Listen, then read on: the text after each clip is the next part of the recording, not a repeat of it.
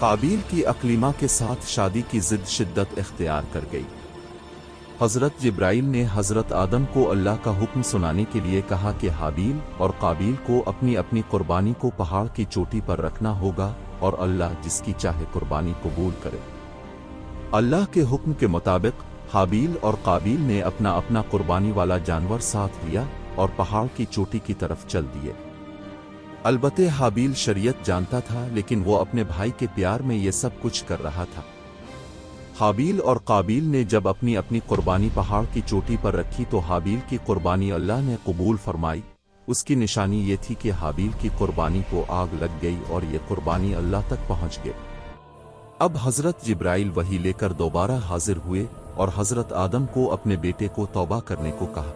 हाबील या कबील, तुमसे अल्लाह बट नाराज है। तुम दोनों ने मेरी बातों को नजरअंदाज किया, अब इसका अंजाम भरो। हाबील तो पहले ही शरीयत अल्लाह से वाकिफ था। उसने अल्लाह के हुजूर तौबा की और अकलीमा से खुशी खुशी शादी कर ली और अल्लाह का शुक्र अदा किया। लेकिन काबील ने न सिर्फ लड़ाई से शादी का इनकार किया, बल्कि वो बदले की आग में जलने लगा। शैतान जो पहले दिन से इंसान का दुश्मन है, उसने काबील के जहन पर काबू पाकर अपने भाई का कत्ल करने का प्लान काबील के जहन में डालना शुरू कर दिया कि किस तरह काबील अपने भाई का सर कुचलेगा। जब हाबील और अकलीमा की शादी खुश आफत से अंजाम पा गई तो हजरत आदम अलैहिस्सलाम अपनी ज़ौजा के साथ सफन हज पर रवाना हो गए। वो अपनी बेटे के गुनाहों पर खुद भी अल्लाह के हुजूर तौबा करना चाहते थे। ऐ अल्लाह, मुझे माफ कर दे, मेरी तौबा कबूल फरमा। काबील के पास अपने शैतानी काम को अंजाम देने का सही मौका था।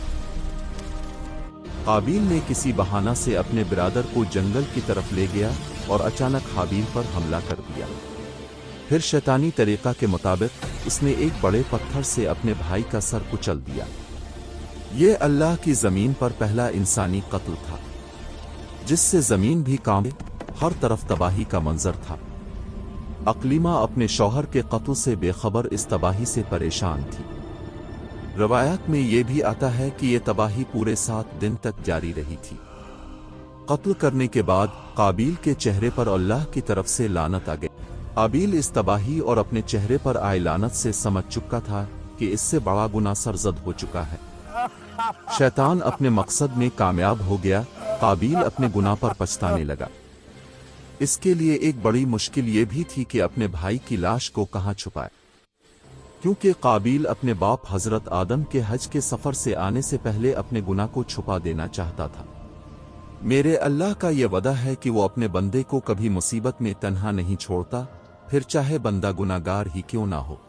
हाबील अपने भाई की लाश को एक बोरे में डाल के बहुत परेशान रहा कि इस लाश को कहाँ छुपाए। अल्लाह अपने बंदे की पुकार को लाजमी सुनता है जब वो इसे पुकारे। आए मेरे अल्लाह, मैं गुनाहगार हो, तू मेरी मदद फरमा। अल्लाह ने 2 कव्वाहे के जरिए से काबील की मदद फरमाई। 2 कव्वा आसमान से उतरे और काबील के सामने आकर लड़ने लगे। एक कव्वा ने दूसरे को अपनी चोंच से मार मार के कत्ल कर दिया। फिर काबील को यह समझाने के लिए कि अपने भाई की लाश को कहाँ छुपाए, कव्वा ने एक गेटा खोदा और उसमें कव्वा की लाश को दफन कर दिया। काबील अब समझ गया कि अल्लाह का मैसेज किया है। काबील ने भी एक गेटा खोदा और उसमें अपने भाई की लाश वाली बोरे को दफन कर दिया। इस तरह इस जमीन पर बनी पहली कब्र आदम के बेटे हाबील की। अफसोस, इंसान कितना जालिम है। जब हजरत आदम और उम्मा हव्वा हज के सफर से वापस लौटे तो हाबील की बीवी अकलुमा ने अपने बाप को बताया कि इसका शौहर काफी दिनों से घर नहीं आया। हजरत आदम समझ गए थे कि ये सारी साजिश काबील की ही है। मेरा हबील कहाँ है? मेरा हबील कहाँ है? मुझे माफ कर दो बाबा, मुझसे गलती हो गया है। हजरत आदम ने अपने बेटे काबील को अपनी वालदियत से खारिज कर दिया और इसे अहल दरबार से निकाल दिया और काबील यमन की सरजमीन अदन की तरफ चला गया। काबील अपने गुनाह पर बहुत पछताता रहा। शैतान तुझ पे लानत हो, तेरी नस्लों पे लानत हो। शैतान ने फिर भी काबील का पीछा न छोड़ा। किस तरह शैतान ने एक बार फिर काबील से बड़ा गुनाह करवाया। ये सब आपको बताएंगे इसी कहानी में, क्योंकि अल्लाह की कहानी अभी बाकी है। अपने ही भाई के कत्ल के बाद काबिल नदामत की आग में जलने लगा। अपने वालिद हजरत इदम की सरपरस्ती से महरूम होने के बाद काबिल ने अपने वालिद का शहर छोड़ दिया और अदन की तरफ रवाना हो गया। रास्ते में शैतान एक शरीफ इंसान की सूरत इख्तियार करके काबिल के सामने आया। उसने पहले काबिल को पानी पिलाया और मदद का इजहार किया, फिर आहिस्ता आहिस्ता इस पर अपना शैतानी वार शुरू कर दिया।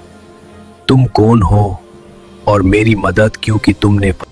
मैं अल्लाह की तरफ से भेजी गई मदद हो। जबकि काबिल ये नहीं जानता था कि यही वो शैतान है जो अल्लाह के बंदों का हकीकी दुश्मन है।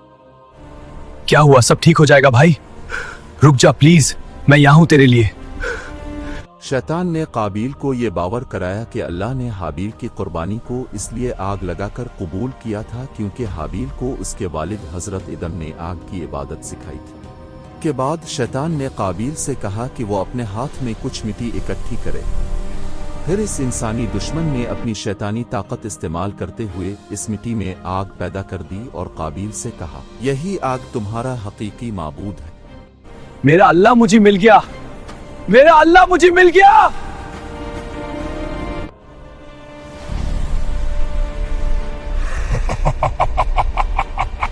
ये इंसान तू कितना बेवकूफ है। यूं काबिल ने कत्ल जैसे अजीम गुनाह के बाद शिर्क जैसे संगीन गुनाह को भी अपने नाम अमाल में शामिल कर दिया। इसी तरह काबिल की नस्ल में शिर्क की बुनियाद पड़ी और वो लोग इसी आग की इबादत करने लगे और इसी को अपना रब मानने लगे।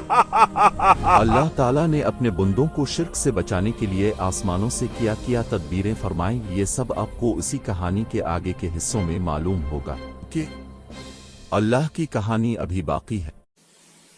मोहम्मद के नाम से मोहब्बत है तो चैनल को सब्सक्राइब करें।